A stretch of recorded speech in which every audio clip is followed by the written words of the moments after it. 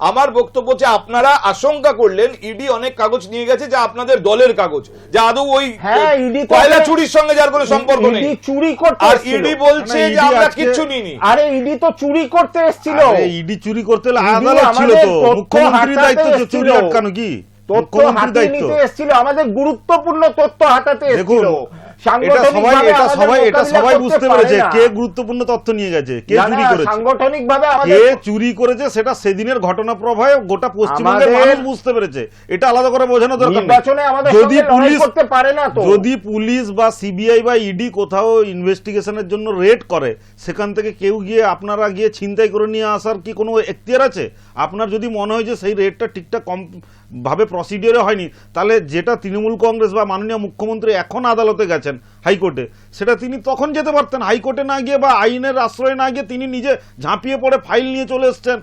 এরপরে আপনারা বলছেন যে ইডি চুরি করতে গেছিল। আনপ্রেসিডেন্টেড, এর আগে কখনো এরকম কোনো ঘটনা হয় না। কখনো চুরি সিবিআই সেখানে রেড করছে, সেখানে একজন মুখ্যমন্ত্রী চলে গেলেন। ইডি একটা পেড এজেন্সি হয়ে গেছে। ইডি রেড আরে ইডি যাই এজেন্সি হোক সেটা পরের কথা। মুখ্যমন্ত্রী যে ঘটনাটা করেছেন, মুখ্যমন্ত্রী যে ঘটনাটা করেছেন সেই ঘটনাটা কি কোনো রাজ্যের মুখ্যমন্ত্রী ভারতবর্ষে স্বাধীনতার পরে